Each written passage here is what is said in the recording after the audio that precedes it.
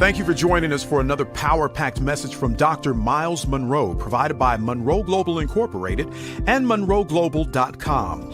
We transform followers into leaders and leaders into agents of change. We hope that this message is a blessing to you as you advance your life and discover your purpose. Now, let's go into the message.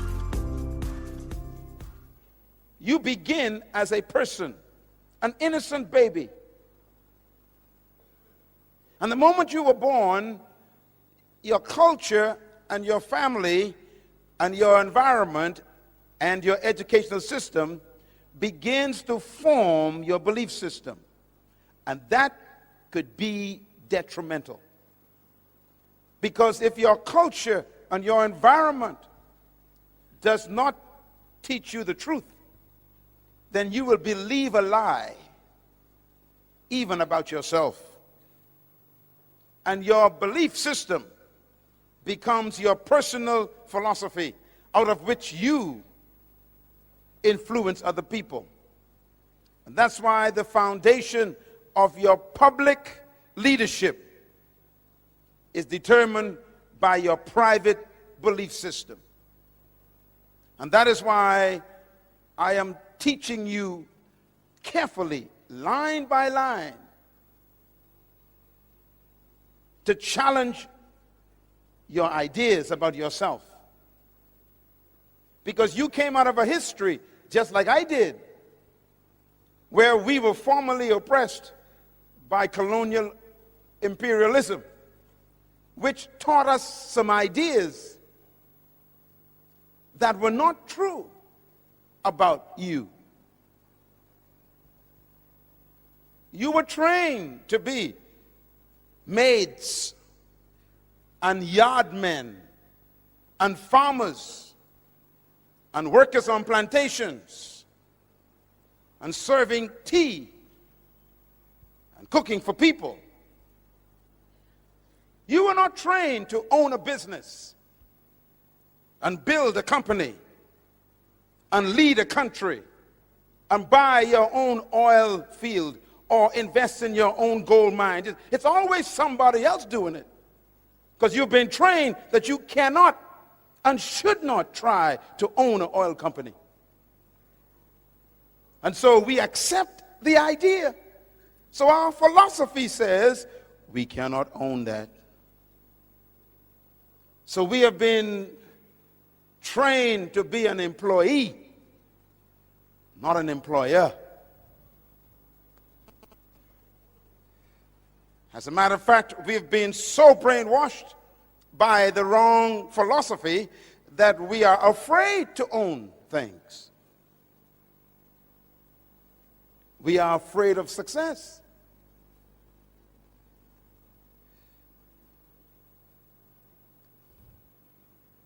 Even the religion we were taught reinforced our lack of self-belief.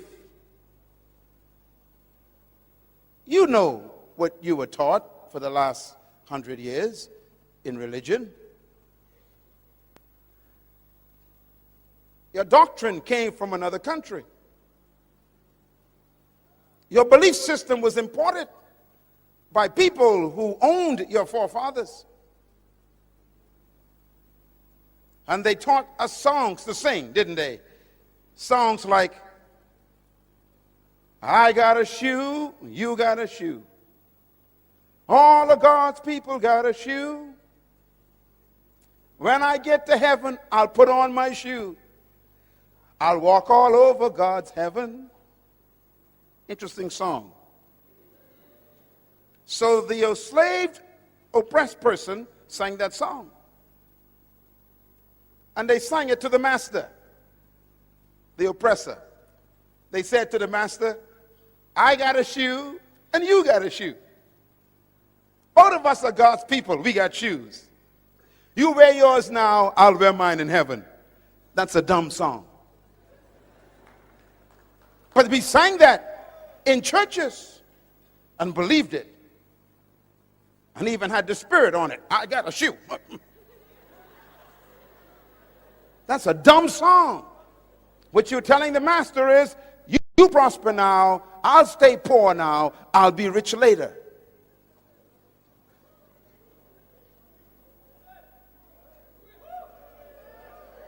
Something's wrong with that philosophy.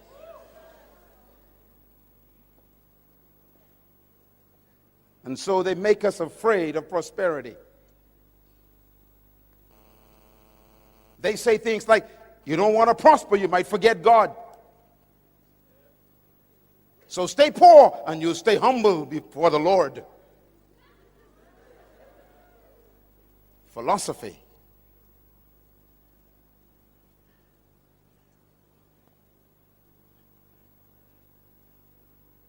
As a man thinks, so he leads. So the pastor who comes out of that philosophy preaches to his people. Stay away from politics. Stay away from money. Stay away from power. Stay away from influence. Just hang on until Jesus comes.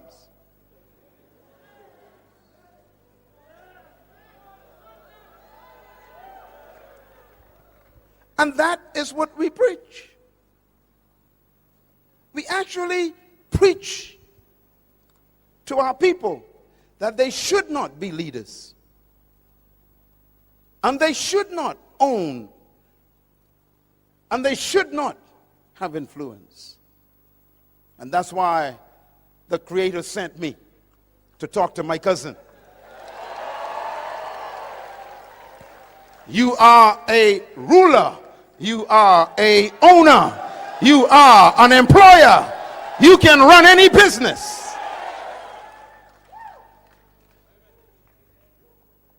But you got to change your belief system. Let me show you a picture of a little boy. See that little boy? I wonder who he is. Can you tell me who he is? No one knows who he is. Just an innocent child. Remember, everybody is born as a person.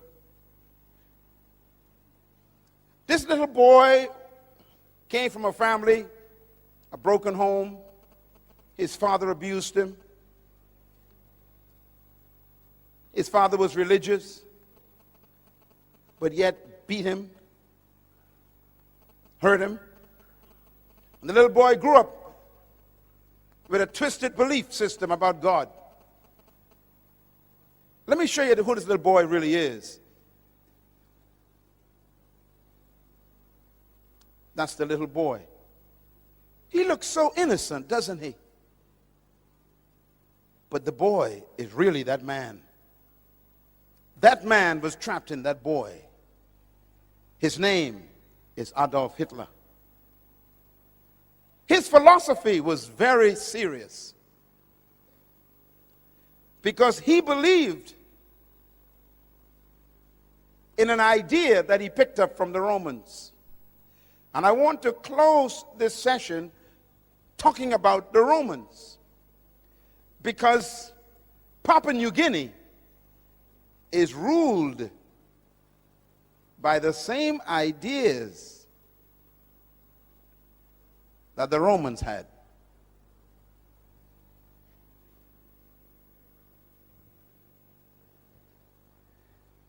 Hitler believed that he was born and chosen by God to restore the Roman Empire. He believed that. He believed that he was created and born to bring back the glory of Rome, and therefore he had to subdue all of Europe because Rome ruled the whole world from Africa all the way to England. Rome was the most powerful empire and kingdom in history. Rome was the first kingdom to colonize the whole world. No kingdom has ever arisen to be greater than Rome. Rome was the most successful colonization process in history. Rome ruled the whole known world of Europe. And Hitler believed that he was born to restore the glory of Rome. He called it Mein Kampf.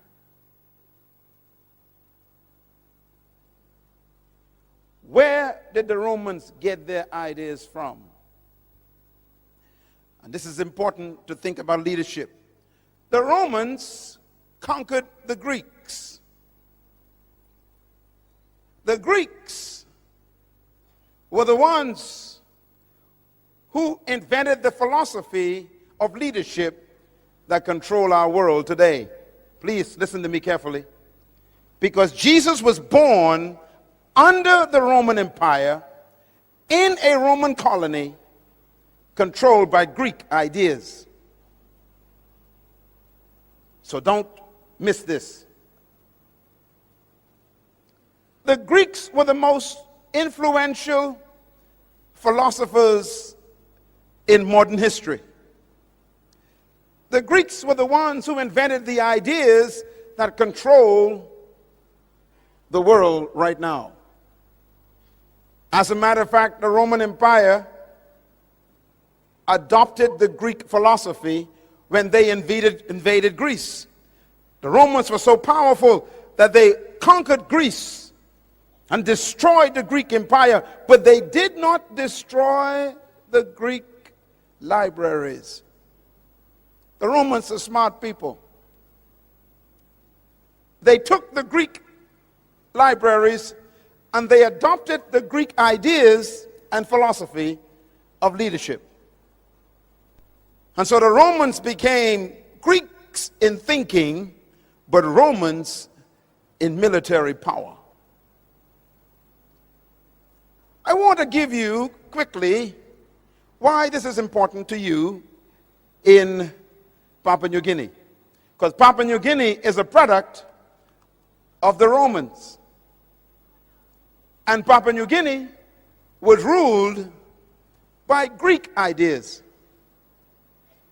And that's why we are having difficulty right now with the mentality of the Papua New Guinea people. So you have to listen carefully what I'm going to say. I'm going to talk about your future and your past. The Greeks believed certain things about humanity and about leadership. The Romans adopted them, and the Europeans used them, and they colonized Papua New Guinea. And they used the same ideas of the Greeks to control Papua New Guinea. Papua New Guinea is a very young country. You are still battling with Greek ideas. I'm going to prove it to you.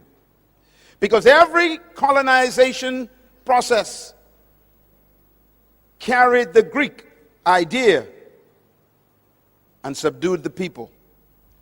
What did the Greeks believe that's important to you? Write them down. Number one, the Greeks believed that leadership was a product of natural endowment. Very important words. The Greeks believed that leadership was a product of natural endowment. What does this mean? Some of you know about the Greek philosophers who changed the history of the world. Let me give you a few of their names. Plato, very powerful Greek thinker. Aristotle, very powerful Greek philosopher. Socrates, a very powerful Greek thinker. These are the kinds of thinkers who gave their ideas that control the world today. I always tell people that the world is ruled by dead men. Our countries today, including Papua New Guinea, is ruled by dead men. How? Because they left their ideas with us. Ideas outlive humans. And ideas are more powerful than death. And the Greek philosophers like Plato and Aristotle and Socrates, they invented an idea. Look at my lips, please. I'm going to quote one of their ideas. This is a Greek idea. Demokrata. Demokrata is a Greek word. The Greeks invented the idea of democracy. Democracy is not from the Bible, it's from Greece.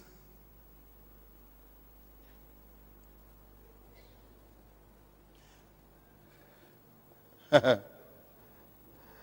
Greeks developed the idea of what they call politis. Politis is a Greek word. It means chief citizen. Politis. It's where we get our word politician from. It's a Greek idea.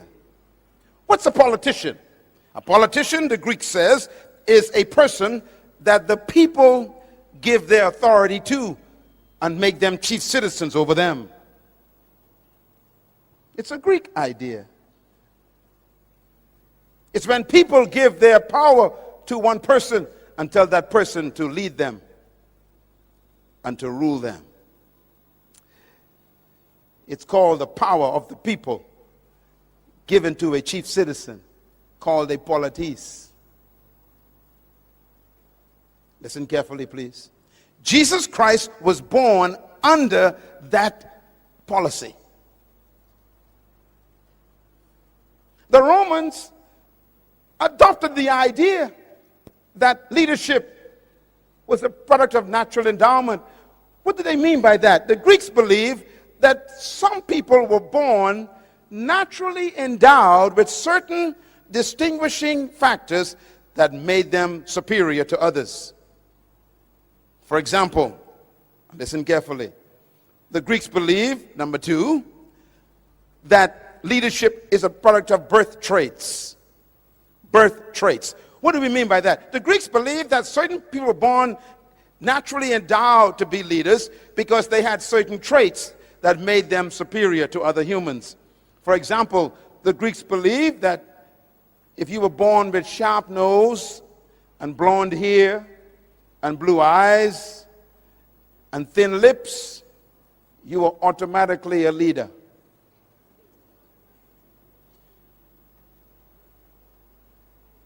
You can read this on the internet if you want to. It's all there. The Greeks believed that if you were born with fair skin, that means if your skin was light, fair, and you had sharp nose and blue eyes, and your hair was yellow or blonde, you were naturally a leader. You were chosen by the gods to be a leader. Now you know if that's true, there's no hope for me. I got a big nose. My eyes are brown. My skin is dark. And my hair ain't blonde. So the Greek says if you were born without sharp nose and light skin and blue eyes and blonde hair, then you were automatically a slave. The Greeks believed that. The Romans adopted it. And so there's no hope for you being a leader. You got the wrong skin, the wrong nose, the wrong eyes, and the wrong hair. Follow me? The Greeks also believed that leadership was a product of providence. Very important word, providence. Providence is referring to the gods. The Greeks believed in many different gods. And the Greeks believed that if the gods chose you to be a leader, then you were automatically superior to everyone else. If the gods did not choose you to be a leader, then you were automatically a slave and a follower for the rest of your life. In other words, the gods choose leaders. Well, think about it. So if you were born with dark skin and brown eyes and a big nose and thick lips, then the gods chose you to be a slave. That's what they taught. That's what they believed. That was their philosophy. The Romans adopted that philosophy. Let me give you one more the Greeks believed. The Greeks also believed that leadership is a product of charismatic personality. The word charismatic is a Greek word. It's the word charisma. Do you know what it means? It means gifts of the gods. Charisma, gifts of the gods. Charisma means the gifts that the God gave a person, which means they were very confident and they were very extroverted and they had a light personality and they were talkative and they were communicative and they had extroverted attitudes. They were exuberant. The Greeks say that was the gifts of the gods. So if you were quiet and timid and not extroverted, then the Greek says you are a slave. And this is why when the Romans conquered the Greeks and adopted this idea, they told the slaves, you must be seen but not heard. And I only supposed to see you when I need you, and you never speak.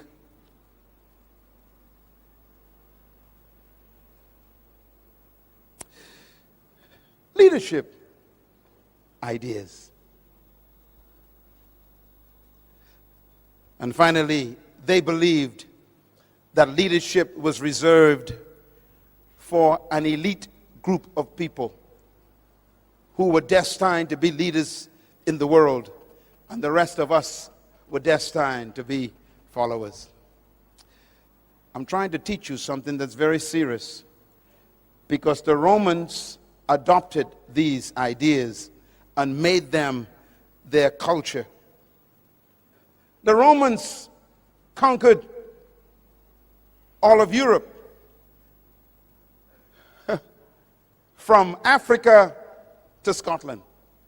They conquered the whole of Europe, and they implemented their ideas. So when they met people who were not like them, who didn't have blonde hair or light skin or sharp nose or blue eyes, then they automatically considered them subhumans. The Romans used the word for themselves. They said, we are superior, chosen by the gods. They called themselves the Aryan race.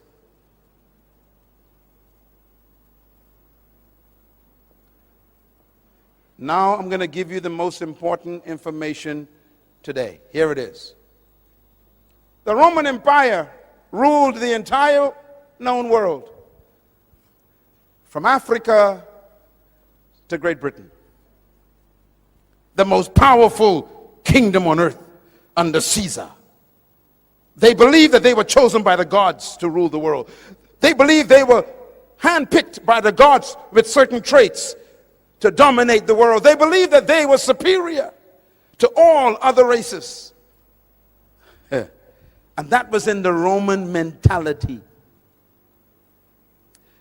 Do you know how Rome was defeated? No one could defeat Rome. It was the most powerful empire in history. It had the most powerful army in history. No country could defeat Rome militarily. It was so powerful that when Rome showed up, everybody bowed. And that's why you hear the statement, when in Rome, you do as the Romans do. Wherever they went, they colonized the whole world. And Jesus Christ was born right in the middle of the Roman Empire. He was born in an empire which believed that he was automatically a slave.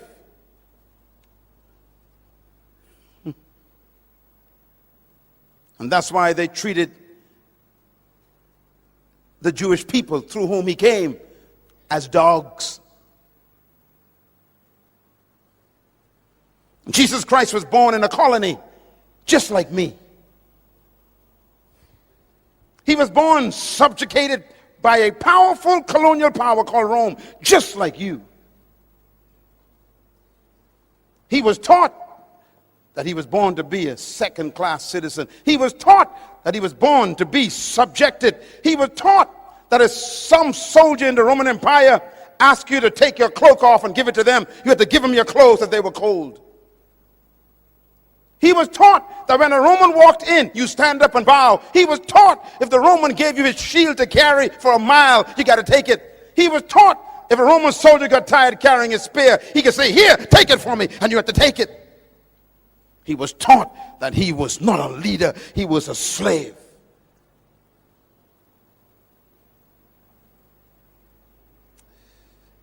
He was born in a colony, just like you, just like me. Listen carefully. And that's the mystery of Jesus Christ. He was born under that culture, but never allowed the culture to be born in him.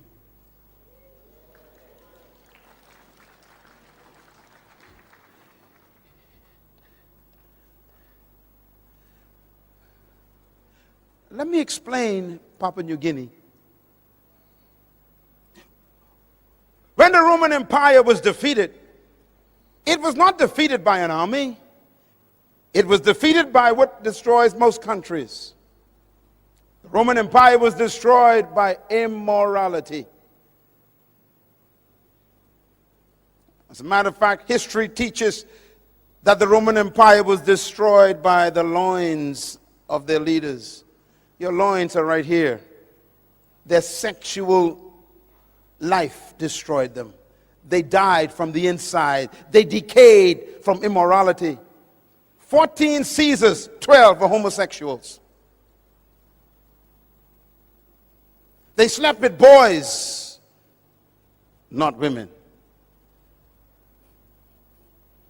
They fell in love with their lust to the point where they became so immoral that they began to have men marrying men. It's as old as 2,000 years ago. They were destroyed by their lusts of the flesh. When a country begins to embrace immorality, their demise is on the way. When a country begins to sanction immoral acts that God condemned, don't worry about that country. They are dying. No matter how powerful your guns and military weapons are, if your morality becomes a cancer, your weapons become useless. And Rome died in the bedroom. And so the Roman Empire fell apart. It broke up through strife. Look at me, please. This is important. When the Roman Empire fell apart, it broke up into small little kingdoms. It used to be one kingdom, but now it became many kingdoms. Let me name some of the kingdoms that the Roman Empire became. There was a kingdom called Franco. We call it France today. That was a Roman kingdom. The second kingdom was Spanian. We call it Spain today. It's a Roman kingdom. Another kingdom was called Portugal. We call it Portugal today. It was a Roman kingdom. Another kingdom that came from the Roman Empire was Anglo-Britannia. Anglo-Britannia. Great Britain is a Roman kingdom.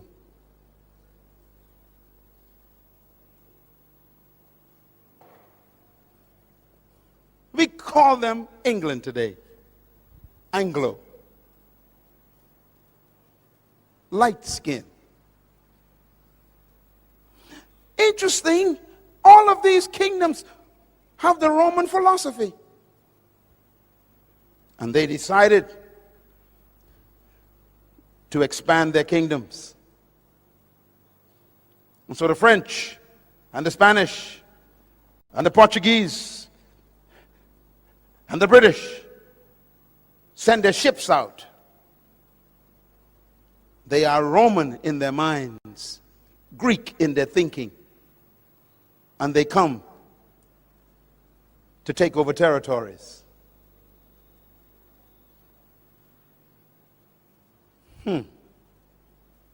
So they began to invade islands and continents. They came to the Caribbean. They came to Africa. They came to Central America. They went out to South America. And then they came to the Pacific. And they brought with them their philosophy. What's their philosophy? Greek. What does the Greek teach? They are superior, you are inferior. Your nose is big. Your skin is dark. Your hair is not blonde, and your eyes ain't blue, and your lips are thick. You are, the gods gave you to me to be my slave. So why educate a slave? Why give a slave nice clothes? Why give a slave a property? Why give a slave authority? Why give a slave money? Why give a slave a future?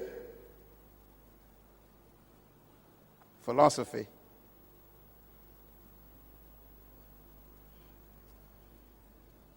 And so is the story of colonization. It's easy to sell a slave. After all, they're not chosen by the gods. Now let me say something very quickly before I wrap this up. Every philosophy comes from an ideology. Ideology means ideas. Every ideology needs a theology to justify it.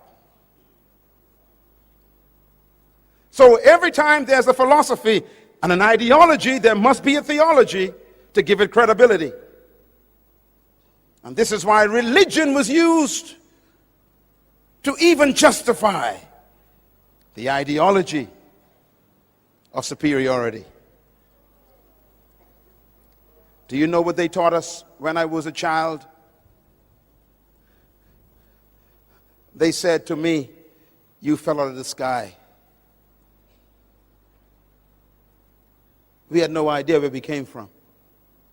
We were taken away from our homeland, and we had no history. And we'd ask the white teacher, "Where did we come from?" And they would say, "You fell out of the sky. You have no heritage. You are one of the fallen angels." Theology. They say, look, the Bible says that the beasts of the field shall carry water for you. You are the beast that God talked about. You will carry water for me. And they would teach this in Sunday school. Philosophy.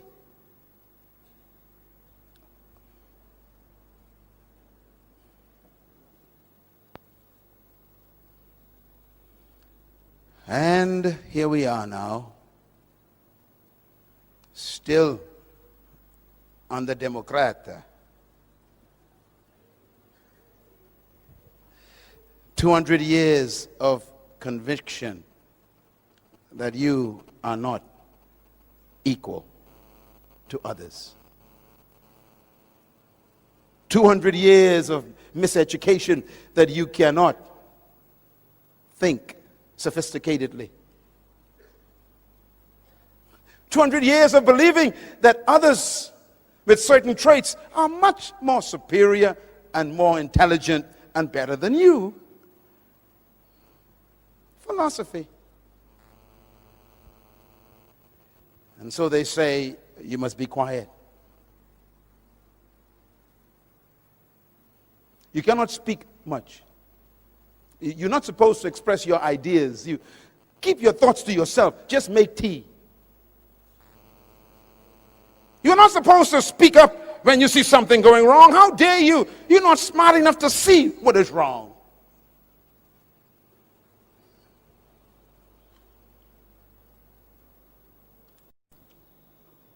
leadership problems. Here's the biggest one.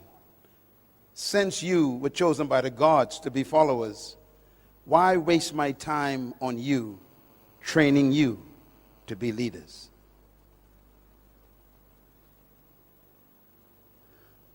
So if you study all the colonies in history, including mine, where I'm from, the colonizers never trained leaders.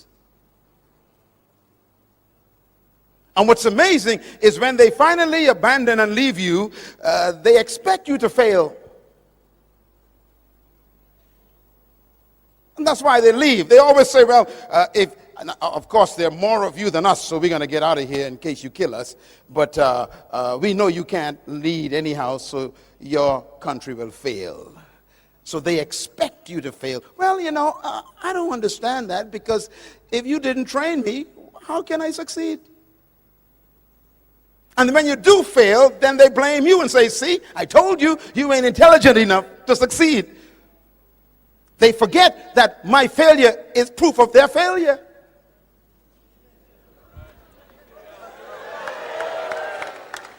And that's why this leadership training series is important.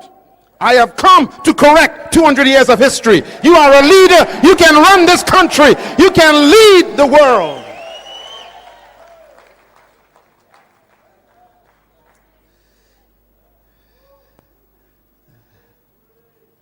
Take a deep breath. Tell your neighbor, I was born to lead. Clap.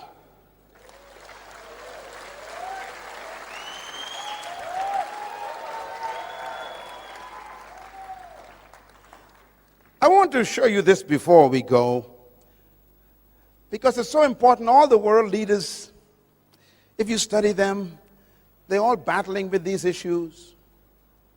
And by the way, in one of my books, I did research on what happens to a people who have been oppressed for over 100 years. And I discovered that they all have the same problems.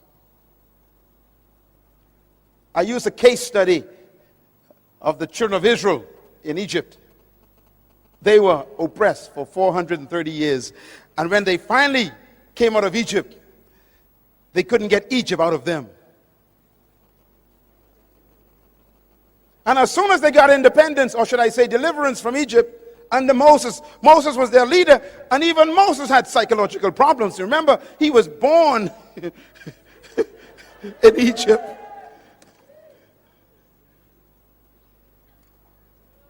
But you'll remember that when they came out of Egypt, they didn't go into freedom. They was just delivered. Don't confuse deliverance with freedom. Papua New Guinea is not free yet. You are simply delivered. You are in the desert.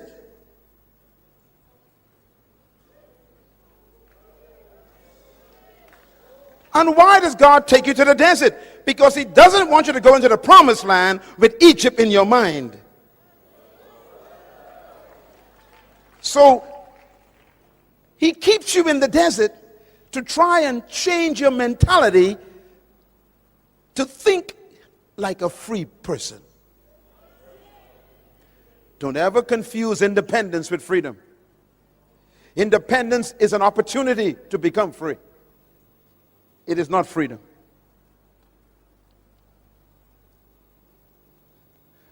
They were delivered from Egypt. They were independent from Egypt, but they still wasn't in the promised land.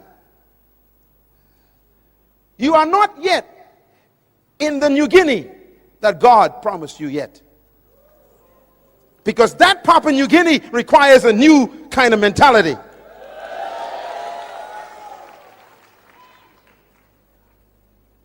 One day, my wife and I went to Egypt to visit. And we were in Israel for 10 days. And we caught our flight from Israel to Egypt. I will never forget my experience. We took off from Tel Aviv. And before I could fix my seatbelt, the announcement came over the PA system. Please prepare for landing. I became confused. We just took off and we were landing. Now I thought that Egypt was far away from Israel.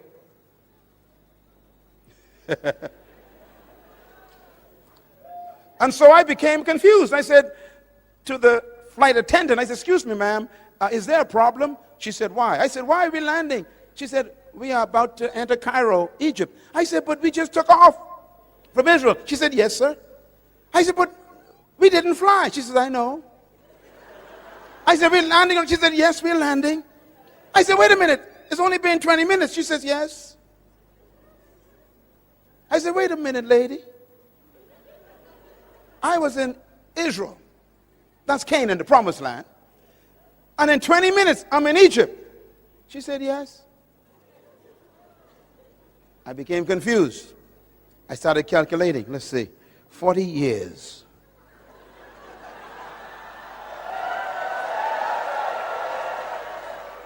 Why would it take 40 years to make a 20-minute journey? Interesting question. When we arrived in Egypt, we went to the hotel, put our bags down. Our guide came later that day to take us to see the pyramids and go to El-Aqsa and all the places of Egypt to see all the pharaohs, you know, the history and everything. And we went to the pyramids and everything, and it's beautiful. And we felt like we've entered the Old Testament, because that's where the Old Testament, really, most of it took place. And I said to my guide, when we were driving, I said, sir, how far away are we from Israel? He said, depends on how you get there. I said, okay, if I drove in a car, how long would it take? He said, it'll take about 7 hours. I said, what if I walk from Egypt to Israel? He said, it'll take 40 days. I said, what about the aircraft? He said, 20 minutes. I began to calculate. I said, wait a minute. If I drove in a car on a bus, it's 7 hours. If I walked, it's 40 days. If I flew, it's 20 minutes. I went back to my hotel room, confused. I picked up my Bible because I had to go and find out what happened. And the Bible says, and they left Egypt, headed toward the promised land. But God did not take them directly there. I'm quoting the Bible. Because they were afraid in their minds. So he led them the long way around to get Egypt out of their minds. Now here's my mystery. This is Egypt. This is the promised land. And it's only 40 days walk. Why would it take 40 years? And I was confused. That means he kept them going around in circles for 40 years. Do you know why? Because they kept telling Moses, we want to go back. At least we knew where onions came from. We knew where garlic. There were pots of food in Egypt. Let's go back to the British way. It's too hard to run your own country. It's too difficult to take responsibility for your own future. Take us back to a place where other people ran our lives. We didn't have to think. Take us back where they provided peanut butter and cheese.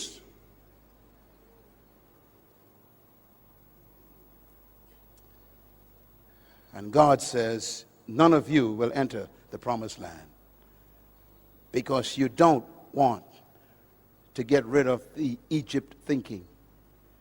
So he led them for 30 years. Do you know why? Because 40 years is a generation. That means he kept them going in circles until he got what they were carrying. They were carrying the next generation. Joshua was not born in Egypt. He was born in the wilderness. Caleb was not born in Egypt. He was born in the wilderness.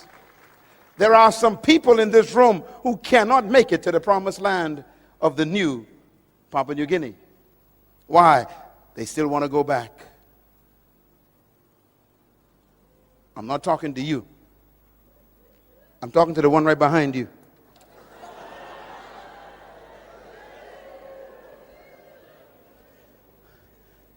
And this is why the young generation is the hope of Papua New Guinea.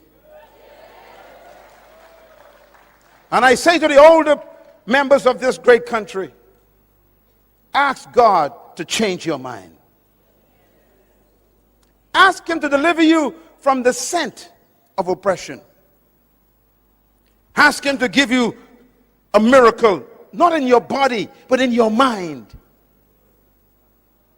Because their mind kept them out of the promised land.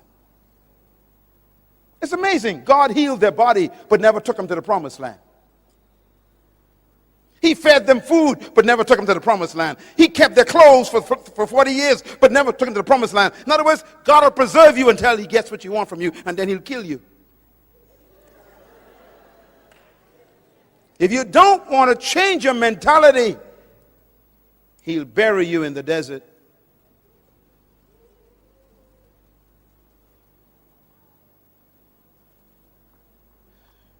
Moses never made it.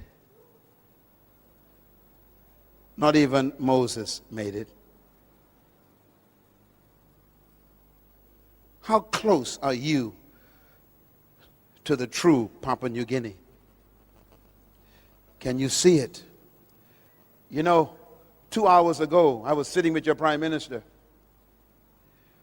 We spent almost an hour together today. And I asked him a question 3 times. Same question. I said, Mr. Prime Minister, what is your vision for Papua New Guinea? What do you see as the new Papua New Guinea?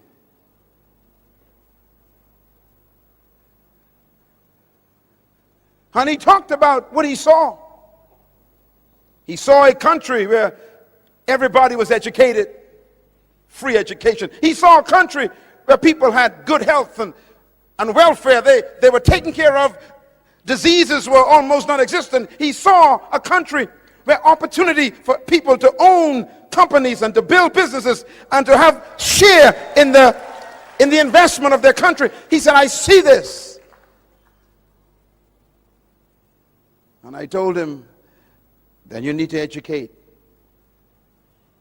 You need to provide free education for every child in Papua New Guinea. Because until their mind is free, they are stuck in the wilderness. Sitting in this room are some of the greatest leaders in the world.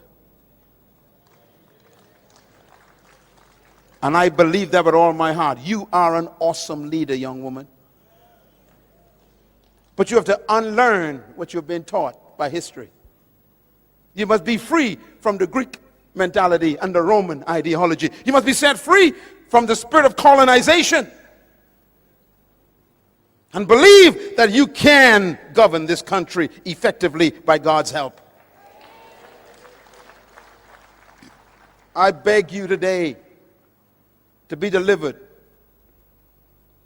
from Greek philosophy, because I too was a victim. Now let me close with how I got delivered. You want to know how I got delivered? Traditional leadership teaches that leadership is controlling and imposing your will on people. That is not true leadership. Secular leadership says that leadership is management of people. Leadership means you are superior to the followers. They teach that leadership means that you are served by your followers. They teach that leadership is measured by how many people serve you. This is not leadership.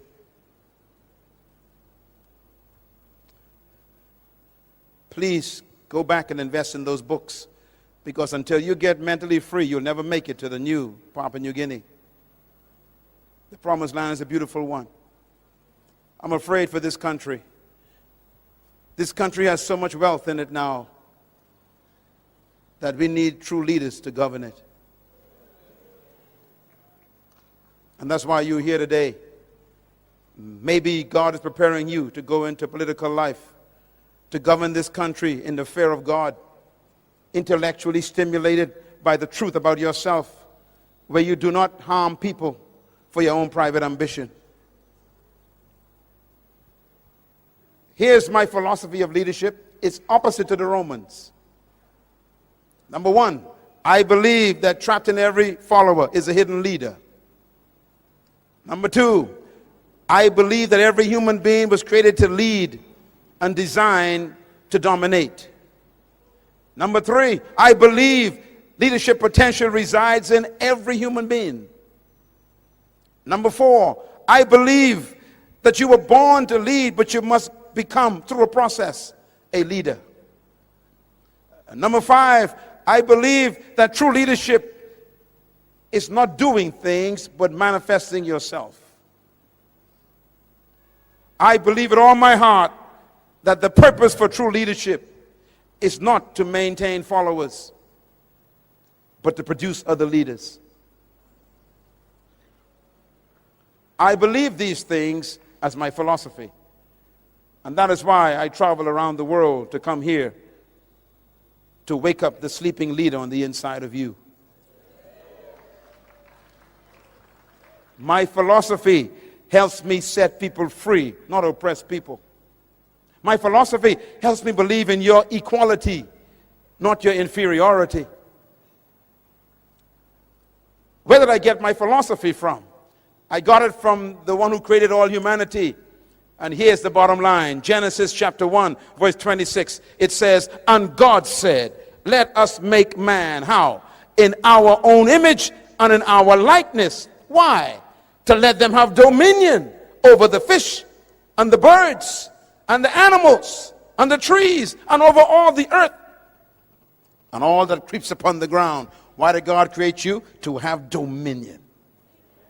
He didn't say let some of them have dominion. He said let all of them be dominators. Tell your neighbor, I'm a dominator by creation. Say it loud, I was born to dominate. Shout it loud, I was born to dominate. Tell your neighbor, I'm a dominator by birth. Tell your neighbor, I was designed to dominate. Come on, say it loud, I was born to dominate. God said, let them have dominion over the earth. So the purpose for your creation is dominion. And therefore, dominion is the most important word to you. Verse 27 says, so God created man in his own image. Watch this. Male and female created he them. And God blessed them and said unto them, have dominion. That means male and female are equal before God, and they are both dominators. Clap your hands anyhow.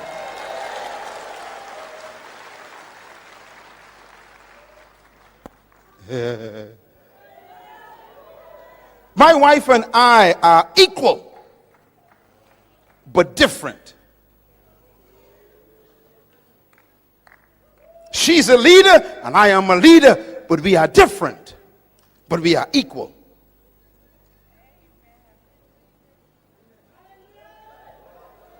Male and female created he them. And God blessed them and said unto them, both of them, have dominion. In other words, the word dominion is an important word. It tells you why you were created. I did some research for you. Write it down. The word dominion is the Hebrew word radah. R-A-D-A-H. And here's what it means. It means to govern, to rule, to control, to master, to manage, and to lead. In other words, God gave you birth to have dominion over the earth, to lead. And here's the bottom line. If God created you to have dominion, which means to govern, to rule, to control, to lead, to master, then that means he built into you the ability to do it. God built into the seed the ability to become a tree. But the seed could die as a seed.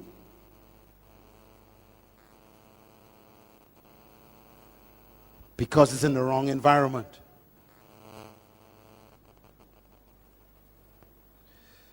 For 180 years, some of our countries have been in the wrong environment. We've been fed Greek ideas. And so we can't come forth. And that's why this leadership conference is here. Not to make you superior to anyone, to simply make you yourself. You are a leader, a dominator, a ruler, a governor, a master, a controller. Ladies and gentlemen, let me put it this way. He said, let them, which means male and female, every human being is a leader trapped on the inside.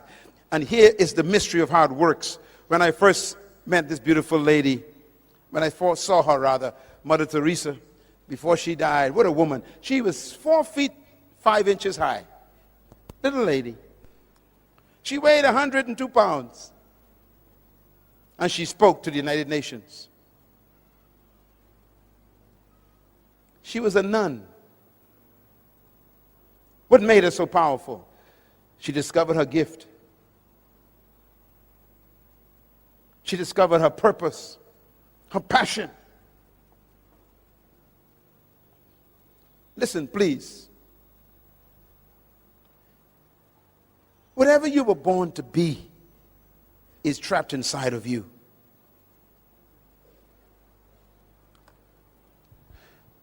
If you notice what God did,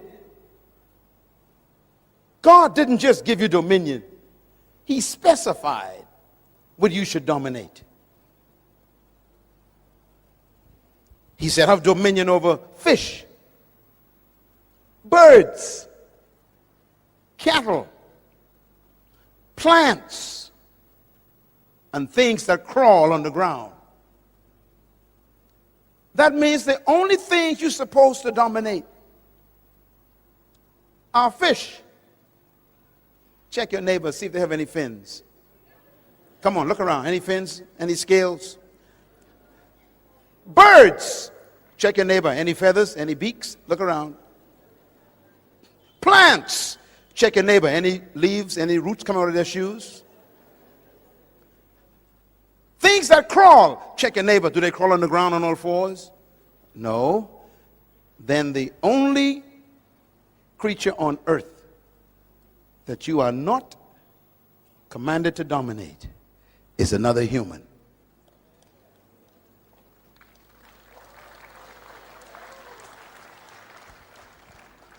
And that is why, in order for slavery to work, they must reduce you from being a human.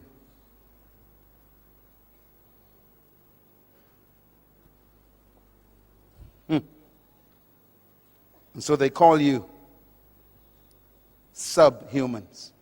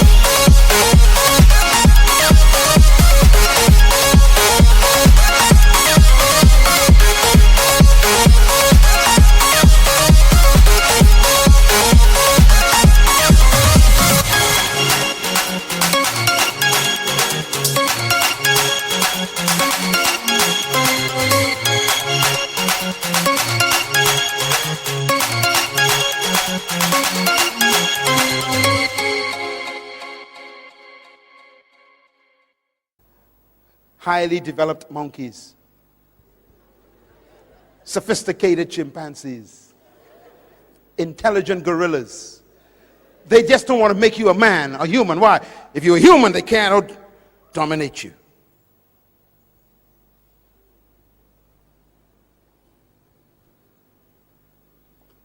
So any attempt to control, master, rule, or dominate another human is completely ungodly. That includes even a pastor trying to dominate his members. You are not supposed to control your members. They are not your property.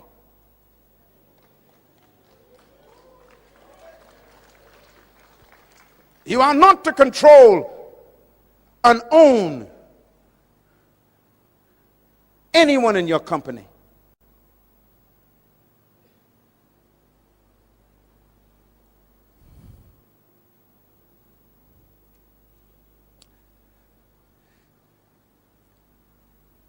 And so Jesus was living in a colony ruled by people who oppressed and dominated humans. His disciples, which means students, he was trying to change their thinking, just like we're doing today.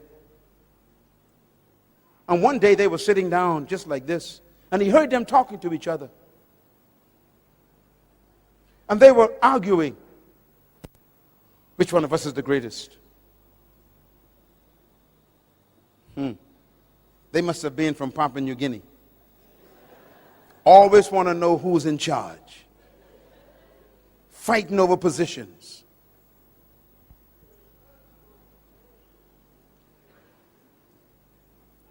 And he said to them, "What are you discussing?" He heard them, and they were so embarrassed. He said, "Are you asking who's the greatest among you?" And the Bible says he called a little child. He says, "Come, baby." And he put a child in the middle of them. He said, "The greatest among you is like a child."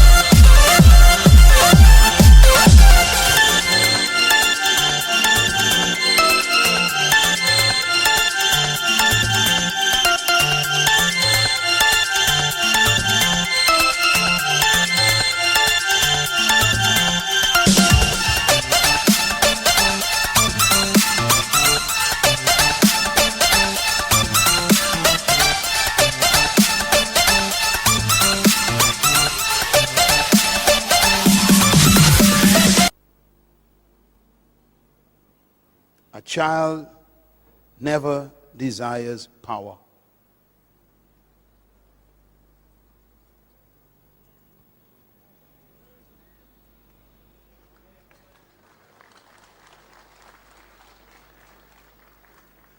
Two days later, he was sitting, having a meal, and two of his disciples came to him again, and they said, Mom, go and ask him if both of us could become deputy prime ministers when he become king of his kingdom. Forget the other 10. Make sure look out for ourselves, Mom. He listened to a woman. And their mother went to Jesus and said, "Sir, good master, will you make sure that my two boys sit on your right and your left when you come into your kingdom?" And Jesus was shocked. And he said, woman, first of all, you don't know what you're asking. You can't ask for leadership positions.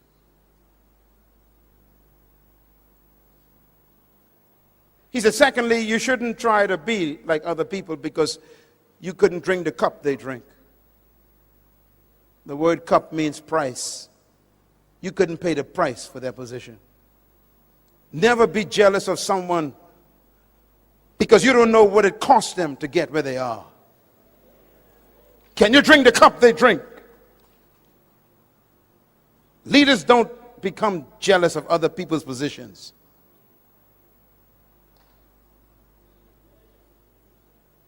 And then he said these words. To sit on my right and my left is not mine to give. These places belong to those for whom they have been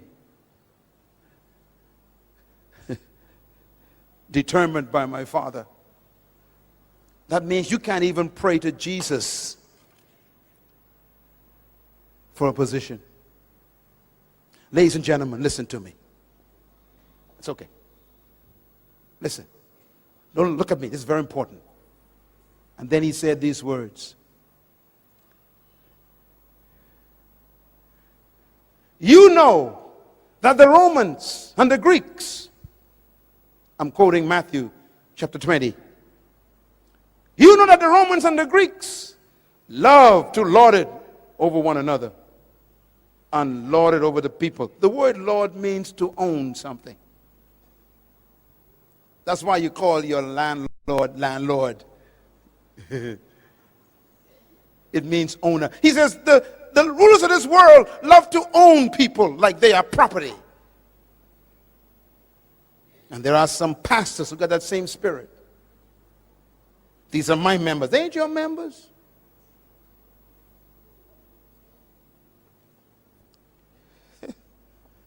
The Apostle Peter says, pastors, do not lord it over God's flock. The same word Jesus used for the Romans. You don't control people.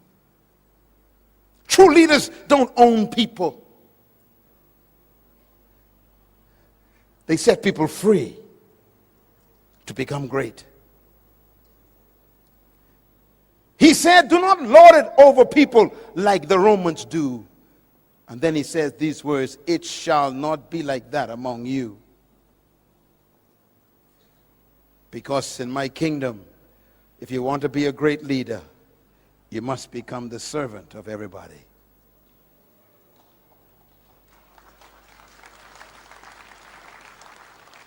And that means true leaders serve their gift to everybody.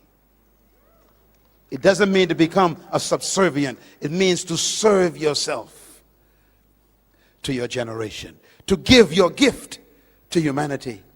I'm doing that right now. This is my gift. My gift is training third world leaders. This is my gift. What is your gift? Because your gift is your area of leadership. And that's why great leaders never seek followers. They seek to serve themselves to their generation. He ends the seminar with this statement.